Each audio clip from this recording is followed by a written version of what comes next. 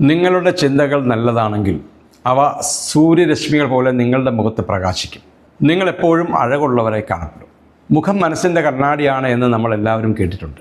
നമ്മുടെ ചിന്തകളുടെയും വിചാരങ്ങളുടെയും ബഹിർസ്ഫുരണമാണ് നമ്മുടെ മുഖത്ത് തെളിയുന്നത്. ചില ആളുകൾ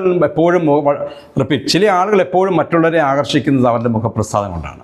എപ്പോഴും ചിരിവരിയുന്ന, സംസാരിക്കുമ്പോൾ പുഞ്ചിരിക്കുന്ന മുഖവുമായി നമ്മുടെ മുന്നിൽ നിൽക്കുന്നവരോട് നമ്മൾക്ക് എന്തെന്നില്ലാത്ത അടുപ്പവും സ്നേഹവും ഒക്കെ തോന്നുന്നത് സ്വാഭാവികമാണ്. മറ്റുള്ളവരിലെ നന്മ കാണുന്ന, അന്യരുടെ വിജയത്തിൽ സന്തോഷിക്കുന്ന, മറ്റുള്ളവരുടെ പരാജയത്തിൽ സങ്കടത്തിൽ പങ്കുചേരുന്നവരാണ് ഈ കൂട്ടം. സ്വാർത്ഥ താല്പര്യം അവർക്കുണ്ടാവുകയില്ല. എന്നാൽ ഇത്തരക്കാരെ മറ്റുള്ളവരുടെ ചതിയിൽ പെട്ടെന്ന് തന്നെ വീഴാനും സാധ്യതയുണ്ട്. മനസ്സിൽ നല്ല ചിന്തകൾ ഉണ്ടാകാൻ ദൈവവിശ്വാസം ഉണ്ടായാൽ മതി. ഇന്നത്തെ കാലത്ത് ദൈവത്തെയും ആത്മീയ ചിന്തകളെയും ഇല്ലാതാക്കാനും തകർക്കാനുമാണ് ആളുകൾ കൂടുതൽ താല്പര്യം കാണിക്കുന്നത്. പുതിയ തലമുറകളെ വഴിതെറ്റിക്കാൻ ഇത്തരം ആളുകൾ നിരീശ്വരവാദികളായി വരും.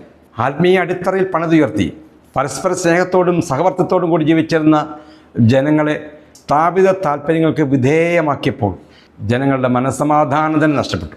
ചെറുപ്പത്തിൽ തന്നെ കുട്ടികൾക്ക് നല്ലത് പറഞ്ഞു കൊടുത്ത് നേർവഴി കടത്താനല്ല ഇത്തരം ആളുകൾ ശ്രമിക്കുന്നത്. അതിൻ്റെ ഫലമാണ് ഇന്ന് നമ്മുടെ രാജ്യവും സമൂഹവും ഒക്കെ അനുഭവിച്ചുകൊണ്ടിരിക്കുന്നത്.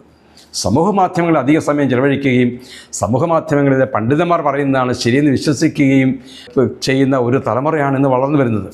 ആരെയും ബഹുമാനമില്ലാത്ത, ആരെയും ഭയമില്ലാത്തൊരു സമൂഹത്തെ കെട്ടിപ്പടുത്തി അവരെ കുടുംബത്തിനും സമൂഹത്തിനും നിത്യശല്യമാക്കി മാറ്റുകയാണ് ഇത്തരക്കാർ ചെയ്യുന്നത്.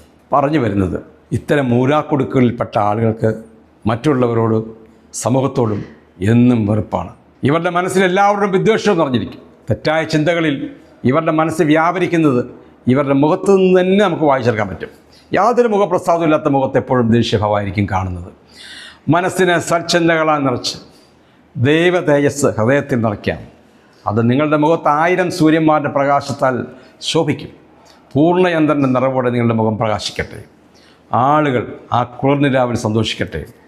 സദൃശ്യവാക്യങ്ങൾ ഇങ്ങനെ പറയുന്നു: മകനെ, പാപികളുടെ പ്രലോഭനത്തിന് വഴങ്ങരുത്. ശുഭദിനം.